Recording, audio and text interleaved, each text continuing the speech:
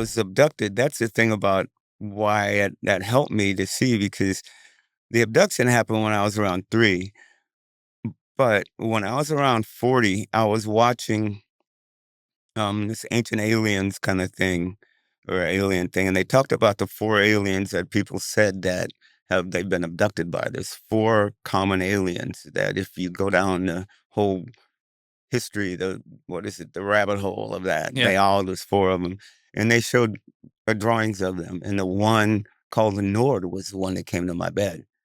Tall and skinny, he was white, he had long white hair, and he had a a white robe on up to his knee, and he had these sandals, and they tie it all the way up, and I remember I'm walking, and he's holding my hand, and my hand is up like this. So either he was tall or I was little. Right. And I remember going up. I remember we went out the back door of my grandma's house, and all of a sudden it was really bright out. And all I could think was, is it noon? Is it daytime? And next thing I remember, I was in my mom's lap crying. Now, my mother was thrown out when I was around 3. Right. So, and she said she remembers me coming out of my bedroom, and she said I was crying, and she picked me up. And I remember looking over at the door, and it was dark outside. And that's all I remember. Okay, then what? And I'm 40. I see this picture of a note. I'm going, well, maybe it was real. Yeah. Then, about a year ago, since the Blue Book has opened up the files of alien All abductions, right. there's this lady that went through the whole book. And so she pulled up a bunch of firsthand accounts of people who remembered.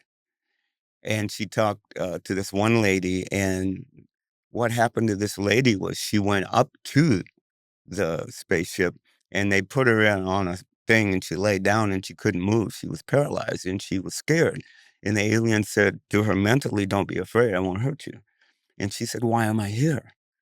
And he said, "Because we have to take your essence out of you and put you in another body." And she goes and she looks to her side and she sees a whole row of bodies that look just like her. And she looks back and says, "What is that?" He says, "We've been cloning you since you've been born." He said, "We have to take your soul and put it in another body." And she goes, "Why?" He said, "Because you have rheumatic fever." And she says, "Well, what does that mean?" And he didn't tell her. And then she said she came back. I had rheumatic fever when I was 3. I remember laying on the doctor's bench. I remember laying on a bench with these things on me. And it was like it was an electrocardiogram test, they were Yeah. told, laying there on this slab. And I was they could barely hold me down, I was so afraid. But just thinking about that, that's kinda what kinda happened to me when I was abducted, I would think, because of what she said. So, dude, but Mm. even to say that brought back something else. I've been going back into my childhood to find out all these things of Yeah. why this and this and this. Yeah. But since that point, I've never felt alone. I've always felt like there was somebody watching me. I've always felt like there's something protecting me. And there's always something telling me not to do something, go this way or that way. Didn't save my life when I find out. Um, and what I've learned lately is just who we are, and then we have those senses. Back in the day, I tried to blame it on something, or blame it on God, or blame it on the devil, or blame it on whatever. Yeah. The devil to me is just my shadow, and I gotta shake him up a little bit and let him be okay and say, "Hey, man, you can protect me, but don't be mad at people. Yeah. Stop it." Yeah. You Yeah. know? I mean, it's just I've been learning that it's so much inside us that is our problem. And, I don't I just gotta, you know, I it's so weird because a lot of this stuff I'm just coming into, and the last thing I wanted to do was go spew and tell everybody. I just felt like maybe you should just learn through this for a while, but I'm here, so I'm not going to argue with the universe. Come on. All right. Well, good.